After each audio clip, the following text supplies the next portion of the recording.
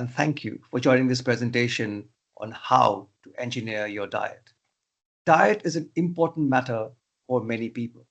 It is also a very important topic for me because of the impact diet has in transforming metabolic health, reversing disease, and progressing fitness. So let us all dive in. When we think about food and nutrition, we often see it from the lens of our own human psychology. But where the body is concerned, it looks at food and nutrition from the lens of homeostasis. These two perspectives shape how we choose, consume, process food in our bodies. Let's look at these ones individually. From the human psychological standpoint, food is much more than just fuel. It carries emotional, cultural, and social meanings. Many of us eat based on taste, cravings, or emotions, whether it's comfort eating after a stressful day or indulging in a favorite dish at a celebration. Social settings and cultural traditions also influence what we eat, from festive feasts to trendy diets. Moreover, our relationship with food is often linked to body image, leading to diet choices based on appearance rather than nutritional needs. As far as the body is concerned, it looks at food from the perspective of metabolic homeostasis. The body sees food in terms of nutrients, energy balance, and biochemical processes. It breaks down carbohydrates, proteins, and fats to produce energy and maintain essential functions. Micronutrients like vitamins and minerals play a crucial role in everything from immune support to brain function. Hormones such as insulin and leptin regulate hunger and metabolism, while the gut microbiome influences digestion and overall health. Unlike the mind, which often craves taste and pleasure, the body prioritizes balance, repair, and efficient energy use. So understanding both perspectives can help us make healthier food choices. When we align what we eat with what our body truly needs, while still allowing for psychological satisfaction, we can achieve better health and well being. But as everyone would agree, that is easier said than done. So let's explore why. We often hear simple diet solutions: just eat less, cut carbs, go vegan, or follow keto. But real nutrition isn't that simple. Food choices are shaped by your work, home life, stress, genetics, and existing health conditions. What works for one person might fail for another. This is because nutrition is a complex problem, not just a complicated one. A complicated problem is like building a car. It has clear steps and a single right answer. A complex problem is like improving human health. Every person reacts differently, and solutions must be adapted. That's why approach matters. If we want real results, such as reversing disease, preventing aging, increasing energy and strength, or optimizing body composition, we can't rely on generic advice. That's where lifestyle engineering comes in. Instead of guessing, we map our body's blueprint, understand our metabolic response, and engineer the right food mix to get you to your goals. But before we dive into all of that, I want to emphasize an important disclaimer. The information in this presentation is based on lived experiences and research from metabolic scientists and medical professionals. However, it is intended only for informational purposes. Making sudden and unmonitored changes to your diet can lead to metabolic stress.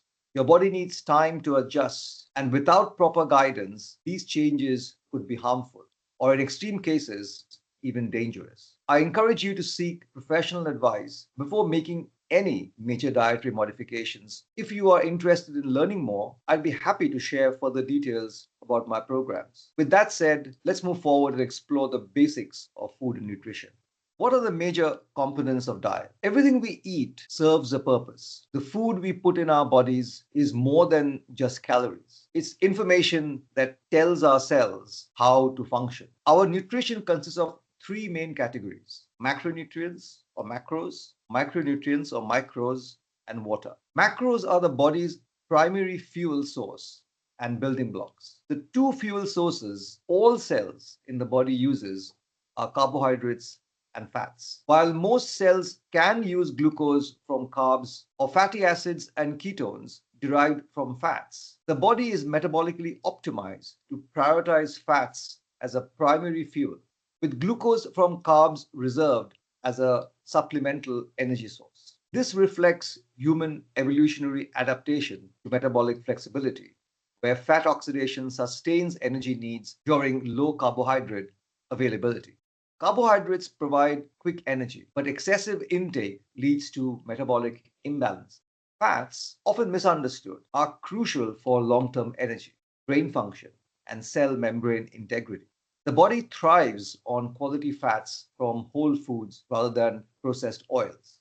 Proteins are the building blocks of tissues, enzymes, and hormones. They are essential for muscle maintenance and repair.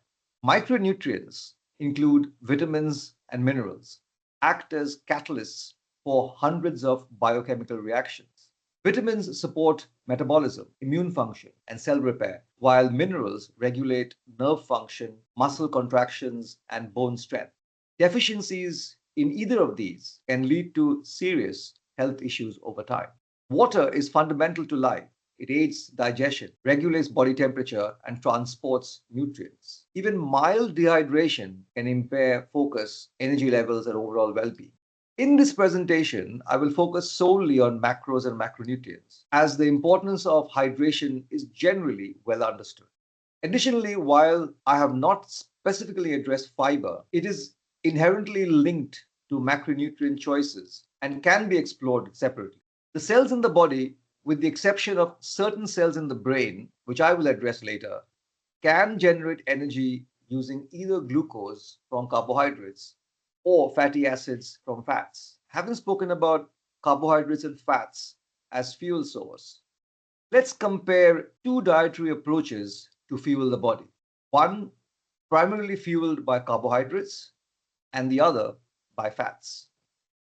The standard dietary recommendation most people follow emphasizes carbohydrates as the primary fuel source, low fat to prevent fat accumulation, and adequate protein intake. When carbohydrates are the main fuel source, the body relies on glucose from the carbohydrates for energy. The digestion of carbs begins in the mouth and continues in the intestines, where enzymes break them down into glucose. This glucose enters the bloodstream, triggering the pancreas to release the hormone insulin. Insulin helps to move glucose into the cells where it is either used as energy or stored as a temporary fuel source, glycogen. The liver can store about 100 grams of glycogen, while muscle holds around 400 grams. Once glycogen stores are full, excess glucose is converted into fat and stored in the adipose tissue. The brain depends on a steady supply of glucose. Since it cannot store energy, the liver plays a crucial role by releasing glucose between meals to maintain balance. However, when carbohydrate intake is high, blood sugar spikes and crashes frequently. This triggers hunger, making a person eat more often. Over time, insulin resistance develops, making it harder for the cells to absorb glucose. As a result, the body compensates by increasing insulin levels, leading to fat storage, particularly in the liver and abdominal area. For individuals already experiencing metabolic issues like high blood pressure, high cholesterol, diabetes, or fatty liver, a carbohydrate heavy diet worsens these conditions. Chronically high insulin levels contribute to inflammation and fat buildup in organs. Over decades, the consequences become more severe. In old age, these effects manifest as frailty, loss of muscle mass, cognitive decline, and a higher risk of heart disease. In summary, high carbohydrate diet provides quick energy but has long-term health risks if overconsumed. The body prioritizes glucose for fuel but stores excess as fat when intake is too high. Over time, this leads to metabolic disorders, making aging more difficult with increased risks of organ damage and reduced quality of life. Now, let's look at a body which is primarily fueled by fat. The body primarily uses carbohydrates for energy when they are readily available. However, when carbohydrates intake is low, such as in fasting or low carb diets, the body transitions over time to using fat as its primary fuel. This shift happens because insulin levels drop, allowing stored fat to be released and converted into usable energy. Typically, in a mixed diet, the body derives around 50 to 60% of its energy from carbohydrates, 20 to 30% from fats, and 10 to 20% from protein. When carbohydrates are significantly reduced to around 5 to 10% of daily intake, forcing the body to shift from glucose to fat as the primary fuel, the transition into ketosis begins. In the first few days, stored glycogen depletes, leading to water and electrolyte loss, which can cause fatigue or what is called keto flu. Within 5 to 7 days, ketone production increases and the body starts adapting to using fat for energy. Full keto adaptation takes around 4 to 6 weeks, during which muscles, the brain, and other tissues become more efficient in burning fat and ketones. A well balanced keto macro mix of 70 to 80% fat, 15 to 20% protein, and 5 to 10% carbs support this transition while maintaining energy and muscle mass. The third macro is protein. Let's look at how the body uses protein and stores it. Protein is essential for life. It's made of amino acids, which are building blocks of nearly every structure in our bodies. When you eat protein, digestion starts in the stomach with acid and enzymes breaking it down into smaller chains. These move into the small intestine where more enzymes complete the breakdown into individual amino acids. These amino acids then enter the bloodstream where they are delivered to the cells all over the body. Once inside the cells, amino acids are used to build and repair tissues. This is especially important for muscles, which need constant maintenance and recovery, particularly after exercise. Your body also uses protein to make enzymes, hormones, and immune cells. Hormones play a big role in how protein is used. Insulin helps shuttle amino acids into muscle cells. Growth hormone and testosterone stimulate muscle building, while glucagon and cortisol, on the other hand, help break down protein when the body needs energy, especially during fasting or intense exercise. Unlike fat, the body does not store excess protein. When protein intake exceeds the immediate needs, the surplus undergoes gluconeogenesis, which is conversion to glucose, or is stored as fat. Insulin levels influenced by diet act as a regulatory mechanism here. High insulin levels, common in carbohydrate rich diets, promote fat storage of excess protein once the glycogen reserves are replenished. Low insulin levels, on the other hand, typically in high fat, low carb diets, prioritizes using protein derived energy for immediate metabolic demands. Thus, the dietary macronutrient balance, especially the ratio of carbs, fats, and proteins, determine whether the excess protein is converted to glucose, stored as fat, or utilized directly for energy. How much protein do you need? This depends on your lifestyle.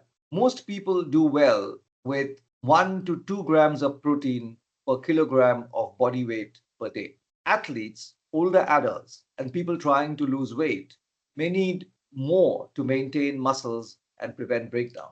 Not all protein sources are the same. Animal based proteins like meat, fish, eggs, and dairy provide all the essential amino acids in the right balance and are highly digestible. Plant based sources such as beans and grains lack some of the amino acids and contain anti nutrients that can reduce absorption.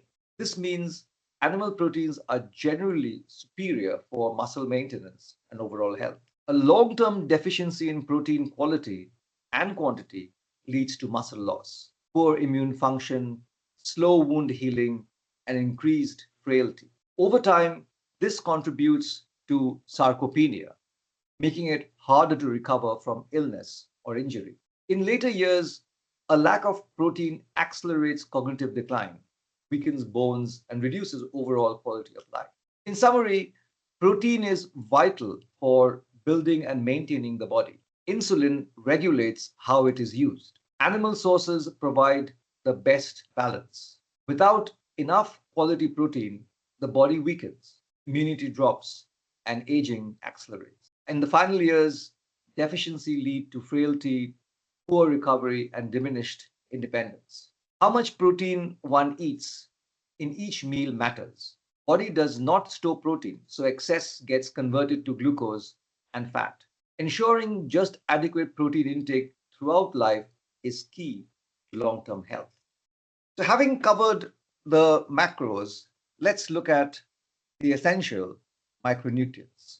As I had said earlier, micronutrients comprises of vitamins and minerals. Vitamins are essential for health, divided into water-soluble and fat-soluble types. The essential water-soluble vitamins include vitamin C and the B family. Since they are not stored in the body, we need daily intake. Essential fat-soluble vitamins, such as vitamin A, D, E, and K, are found in fatty foods like fish, dairy, and nuts. The body stores them in fat tissues and the liver for later use.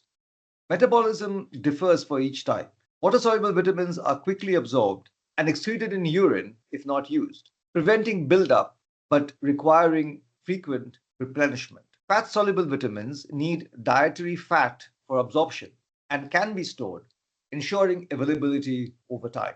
The type of diet we eat affects how well we absorb vitamins. High carb, low fat diet may limit the absorption of fat soluble vitamins like A, D, E, and K, since they require fat for absorption. On the other hand, high fat, low carb diet might reduce some B vitamins that are found in carb rich foods. A diet lacking enough protein make it harder to transport vitamins in the body, leading to deficiencies. In aging, vitamin deficiency becomes more serious. Lack of vitamin D and K weakens bones, raising fracture risks. Vitamin B12 deficiency can cause cognitive decline, memory issues, and nerve damage. Inadequate vitamin C and A weaken immunity, increasing infection risk. Vitamin A and E deficiencies impair vision and skin health. So, in summary, water soluble vitamins need daily intake, while fat soluble vitamins are stored for later use.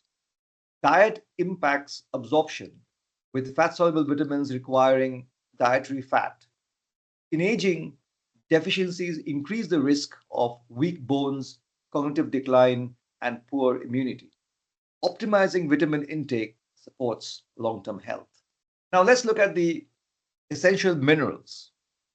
Minerals are essential for every function in the body.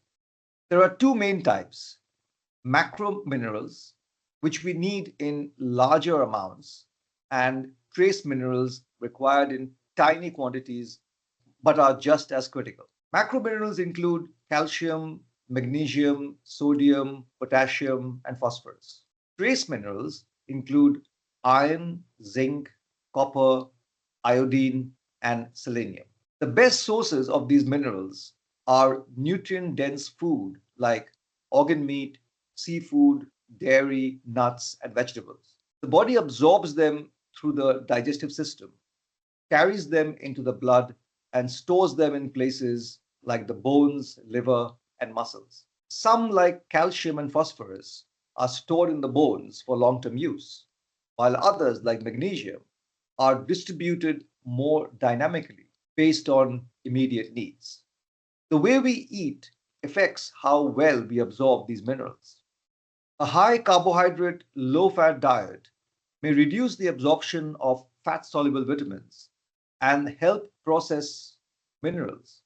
On the other hand, a high fat, low carb diet may improve the uptake of certain minerals but can lead to increased loss of sodium and magnesium due to lower insulin levels. When protein intake is inadequate, Mineral transport in the body is impaired because many minerals rely on protein for transport and utilization.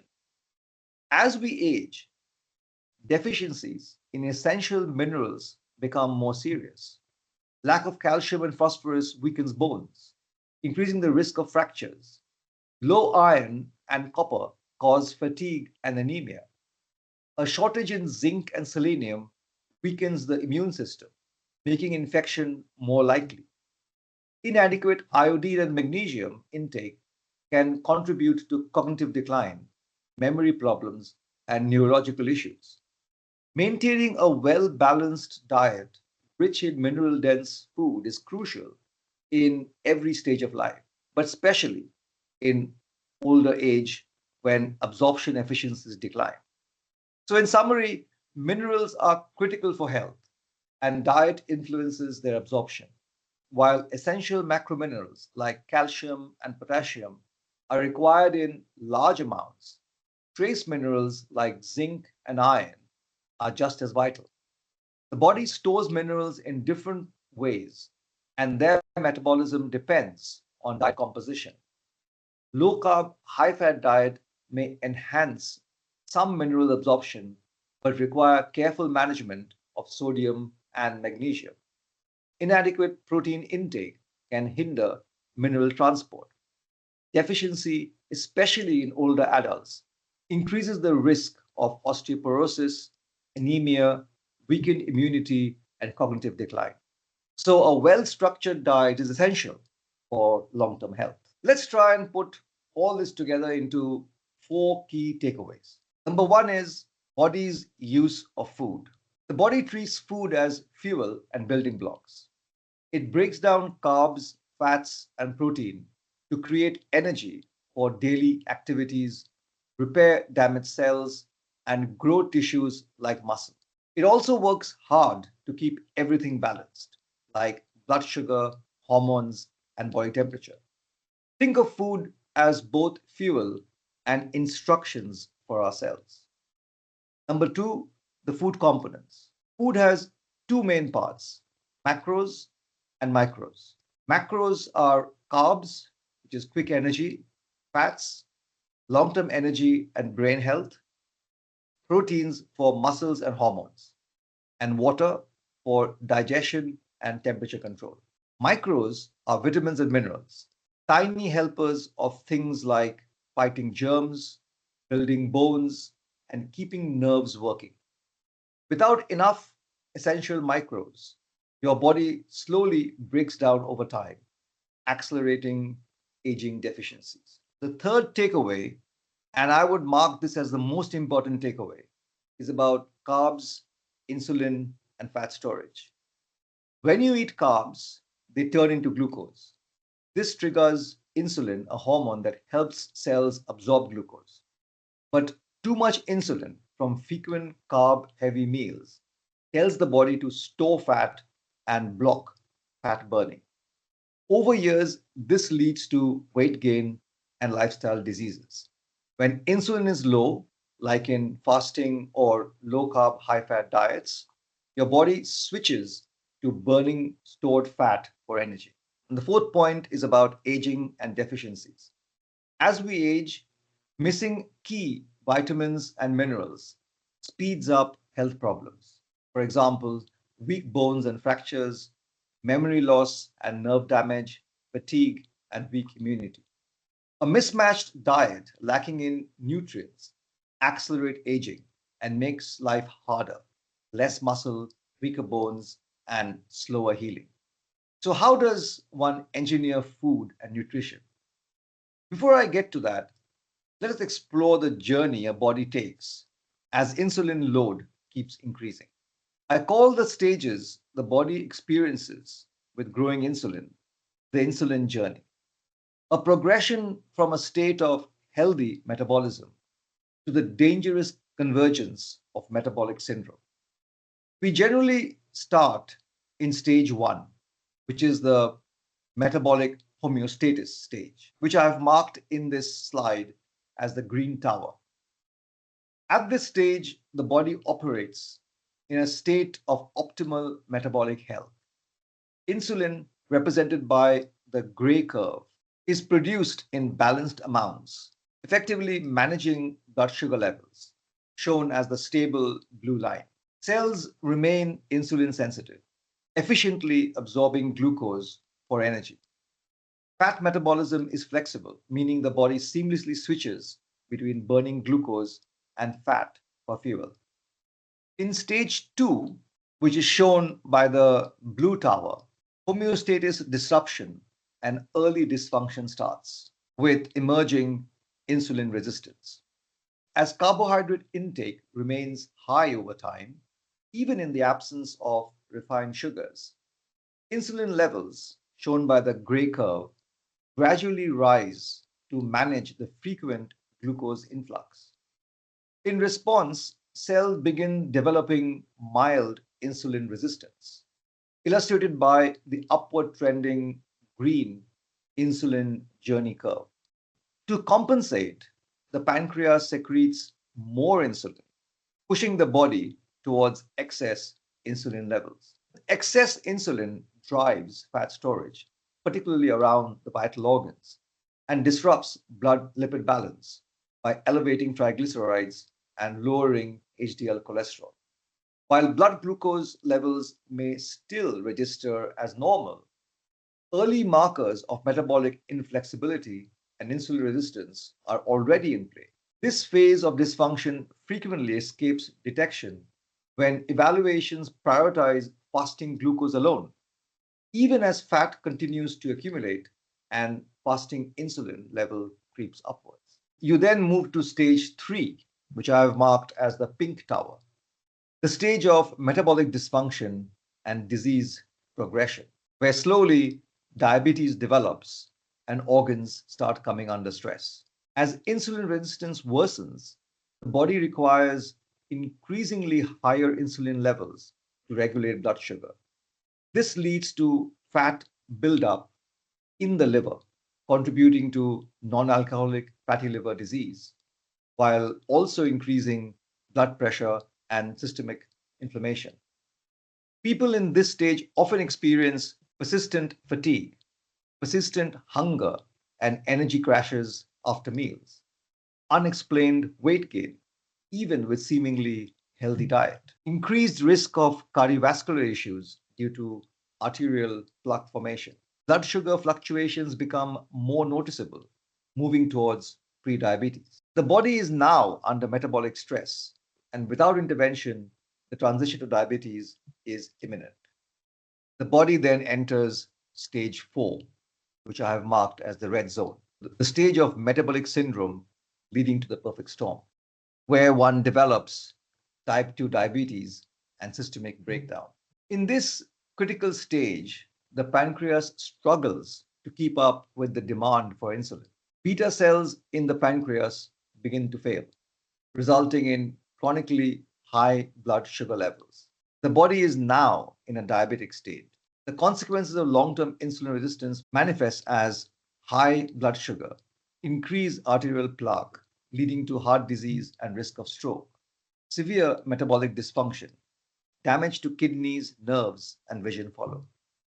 As we age in the red zone, with progressing insulin resistance and higher levels of insulin in the body enters a critical phase often described by metabolic researchers as the ominous octet, a term coined by Dr. Ralf DeFronzo. You may look him up. He's a diabetes and metabolic research expert. This ominous octet framework has since been expanded to encapsulate a broader perfect storm of metabolic syndrome, where 8 interconnected diseases converge, drastically eroding lifespan and vitality. These threats include cardiovascular disease, heart failure, chronic kidney disease, osteoporosis, certain cancers, non alcoholic fatty liver disease, and its advanced stage form, which is called NASH, neurodegenerative disorders like Alzheimer's, and ischemic strokes. Together, they amplify one another, escalating risks of sudden complications and premature mortality. Let's pause and reflect for a moment. Which of these conditions are you already vulnerable to? Genetics, dietary mismatches, sedentary patterns, or unaddressed metabolic dysfunctions caused by insulin resistance silently accelerates these threats. The clock is ticking. Every day of inaction deepens the damage. Yet, there is hope. As the likes of DeFronzo's work underscores, metabolic decline is not inevitable. By recognizing early warning signs, particularly insulin resistance, we can alter our trajectory. Through targeted lifestyle interventions, especially nutrition and metabolic health optimization, we can halt and even reverse this perilous path. Let's now explore that path. How does one engineer diet to the body's need? Getting diet right is about solving a complex problem. It requires an understanding of your body, a data driven decision making, and continuous adjustments. This approach follows the lifestyle engineering framework, which I introduced in the Introduction to Lifestyle Engineering presentation. If you haven't watched it yet, I highly recommend you do. I have added a link to the presentation for you in the description. In it, I break down essential concepts related to health, homeostatic disruption, dysfunctions, and disease, as well as how I apply lifestyle engineering with clients. Now, let's dive into the key steps to engineer a diet tailored to your body. The first step is assessing your current body composition. How much fat versus lean mass you carry. Lean mass includes muscles, bones, and connective tissue, all of which play a crucial role in metabolic health. Blood tests provide insights into insulin levels, inflammation, oxidative stress, lipid and glucose control, and organ functions. These biomarkers indicate how insulin resistant the body is and how urgently one needs to take action. They also reveal potential micronutrient deficiencies that impact energy, recovery, and overall health.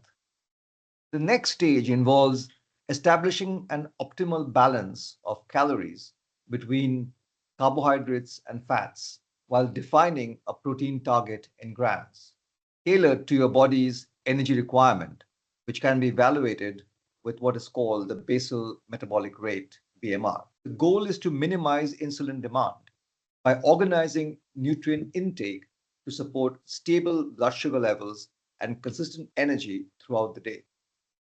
Carbohydrate and fat ratios are customized based on individual variables such as metabolic health, physical activity, and specific objectives such as fat loss or muscle gain. These ratios are refined over time through ongoing progress tracking, metabolic feedback, and adjustments to ensure alignment with evolving needs and outcomes. Once you've got your macro mix, the next step would be to prioritize high quality whole foods that supports these macronutrient goals while fostering favorable glucose and insulin responses. Finally, one needs to apply creativity to transform these ingredients into meals tailored to your taste, preferences, and lifestyle. This approach ensures sustainability by merging science backed nutrition with personal enjoyment. The next step involves micronutrient optimization. Beyond macros, micronutrients, vitamins, and minerals are essential for metabolic function. These must come from nutrient dense foods and, where necessary, targeted supplementations. So, having got the macros and micronutrients worked out, then comes implementation and continuous adjustments. Diet is never static because life isn't static. Periodic assessment helps fine tune the approach, ensuring it continues to support body composition improvements and metabolic health. Finally, one needs to integrate other lifestyle factors. Diet alone isn't enough. Exercise builds and maintains lean muscle, which is crucial for insulin sensitivity and metabolic efficiency. Stress and sleep significantly impact insulin resistance, making them key components of successful long term strategy. That's why The lifestyle engineering framework, which I introduced, integrates diet with exercise, stress management, and recovery to achieve optimal health and avoid metabolic decline in later years. I imagine the approach I shared above might feel a bit light on detail and specific recommendations. While you are eager to find solutions that you can implement right away, I wish I could offer a one size fit all solution. Unfortunately, such a solution doesn't exist. Even if you find one, it's unlikely to deliver the results you're looking for. Let me give you a glimpse of why this is the case, which will help you better to understand the importance of following the lifestyle engineering approach. When you are truly focused on optimizing your diet for peak body function, it becomes clear the one size fit all approach doesn't work. As you start assessing key body parameters and consider what you need your body to deliver to meet your lifestyle demands, the need for a personalized approach become evident. Here are some goals one might begin to consider: improving blood sugar and insulin levels, managing energy and fatigue, increasing lean muscle mass, improving brain function and mental clarity, improving body composition, such as reducing visceral fat, improving cardiovascular health, or looking at immune function and inflammation. Once you've identified the goals you want to target in the first phase of lifestyle engineering, the real work begins in determining what diet changes to make and which other factors to consider. These often involve macro percentages and micronutrient intake, food sources aligned with metabolic goals, food timing and sequence, the importance of meal sequencing, things such as glycemic load and glycemic index. You look at individual glucose tolerance. Monitoring hydration and electrolyte balance often plays a very important role. In our lifestyle engineering program, we explore all these aspects and more, providing the tools and knowledge to help you achieve optimal health and fitness. I hope this has been interesting and will help you in your goals to find the right diet. If you appreciate this presentation, please follow me on YouTube and do share this presentation with your friends and folk. I look forward to seeing you in my next presentation. Thank you for watching.